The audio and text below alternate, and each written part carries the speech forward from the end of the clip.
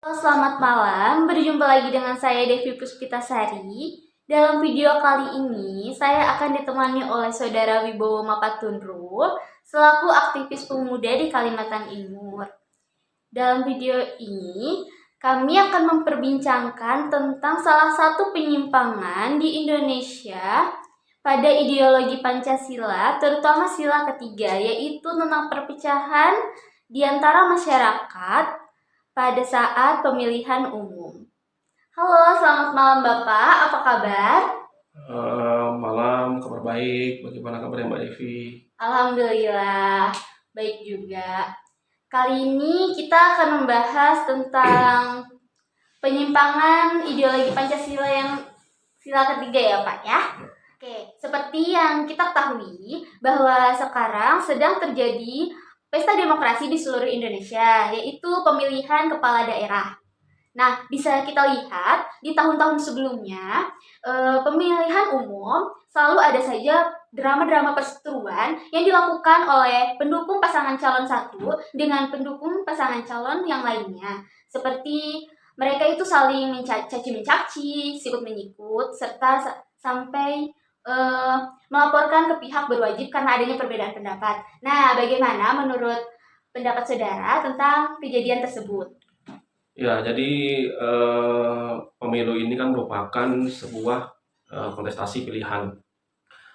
Artinya setiap pendukung, setiap calon boleh saja menyampaikan argumentasinya untuk mempertahankan diri dan untuk melemahkan lawan. Itu merupakan sebuah strategi politik. Namun perlu dicatat bahwa melakukan debat argumentasi harus dilandasi oleh sikap politik yang baik, bukan sekedar untuk menjatuhkan lawan, apalagi saling mencaci seperti yang sudah disampaikan. Kita ketahui juga bahwa perpecahan pada saat pemilu sudah terjadi sejak dahulu. Namun belakangan kian meruncing pada saat pemilihan presiden pada tahun 2014, yang saat itu diikuti oleh dua pasang calon. Akhirnya masyarakat Indonesia terbagi menjadi dua pendukung. Itu sudah sangat meruncing sekali. Dilanjutkan pada saat pemilihan gubernur pada tahun 2017 di DKI Jakarta. Pada pemilihan gubernur di DKI Jakarta pada tahun 2017 tersebut terjadi isu politik identitas yang dilakukan oleh salah satu paslon. Akhirnya politik identitas ini berlanjut sampai ke pemilihan presiden pada tahun 2019. Seperti kita ketahui, pada tahun 2019 pemilihan presiden juga terbagi menjadi dua kelompok, pendukung 1 dan 2. Karena politik identitas tadi, akhirnya masyarakat cenderung membawa-bawa kelompok mereka masing-masing, membawa masalah agama, membawa masalah suku, dan lain sebagainya. Ini yang seharusnya tidak terjadi pada saat pesta demokrasi di negara kita terjadi. Harusnya masyarakat Indonesia mengedepankan persatuan dan kesatuan, bukan mengedepankan masalah agama, ras, atau kelompok mereka masing-masing. Kita ketahui bahwa permasalahan ini dilandasi oleh banyak faktor. Salah satu faktor penting terjadinya konflik horizontal di antara masyarakat adalah kurangnya pemahaman pendidikan politik di antara masyarakat. Kemudian terjadinya kesenjangan baik sosial maupun ekonomi. Daerah-daerah yang secara pembangunan tertinggal sangat mudah terprovokasi. Mereka akhirnya mudah dihasut, mudah disulut, yang ujung-ujungnya bertikai di antara sesama pendukung. Padahal seharusnya mereka bisa saling bergandeng tangan untuk mementingkan pembangunan daerah mereka. Tapi mereka, karena mereka hidup di bawah kekurangan, kemudian adanya provokator di antara tim sukses calon pendukung itu, akhirnya mereka dihasut untuk bertikai. Nah, ini yang seharusnya tidak terjadi pada saat pemilihan, baik di pemilihan presiden maupun saat ini pemilihan kepala daerah. Seperti yang sudah disebutkan tadi, politik identitas itu akhirnya menjadi jalan terakhir untuk menghabisi lawan politiknya. Kita berharap tidak terjadi lagi pada saat pilkada kali ini, masyarakat tidak menyebutkan salah satu agama ataupun salah satu suku di antara mereka. Itu aja mungkin. Oke. Menurut kejadian tersebut, saudara, bagaimana sih penanggulangan yang tepat atau solusi yang tepat agar dapat meminimalisir penyimpangan yang dilakukan oleh kaum-kaum tersebut itu?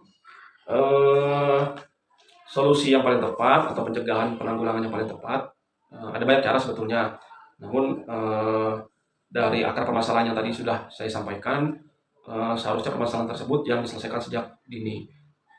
Seperti pendidikan politik kepada pelajar sejak dini.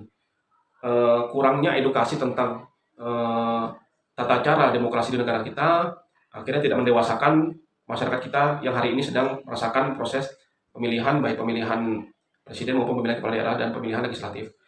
Jika sejak dini pelajar-pelajar itu diberikan pemahaman tentang politik, terutama tentang tata cara demokrasi, baik prosesnya maupun cara menjalaninya, seharusnya mereka bisa lebih dewasa dan lebih paham bagaimana saat mereka nanti menjadi pemilih menjalankan proses tersebut.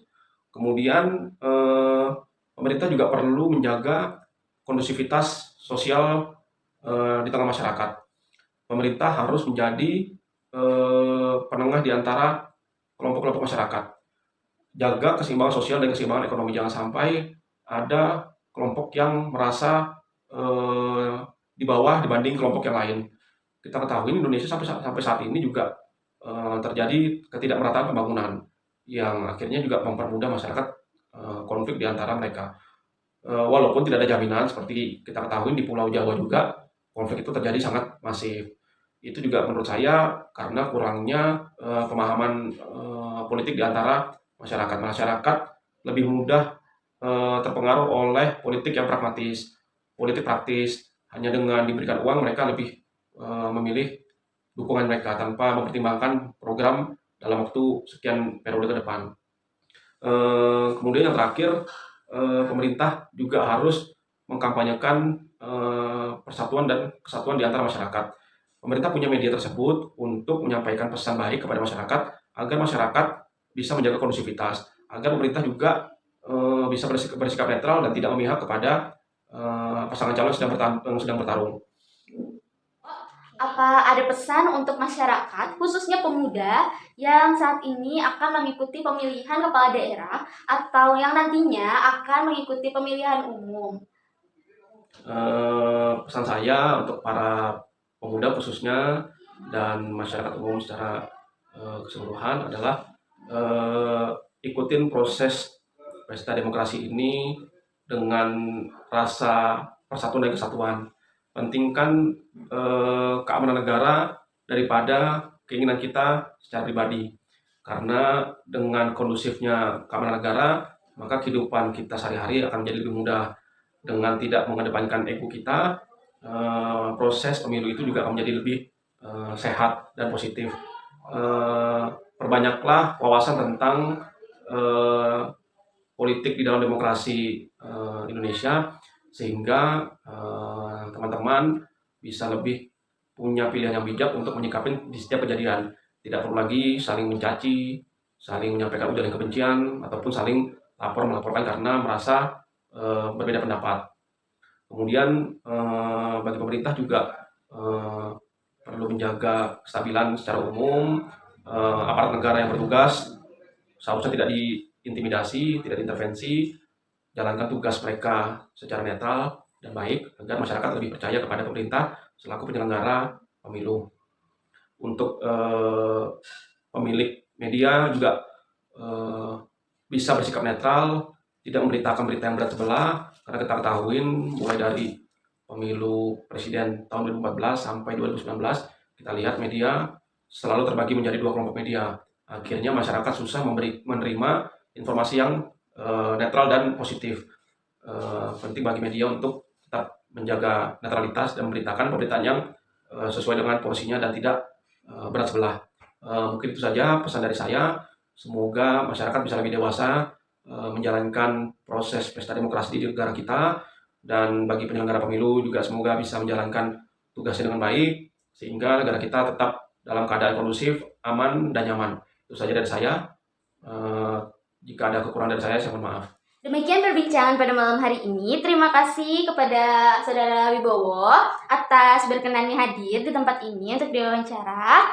Semoga generasi berikutnya dapat belajar berdemokrasi sejak dini agar penyimpangan-penyimpangan tersebut tidak lagi terjadi di pemilihan umum selanjutnya.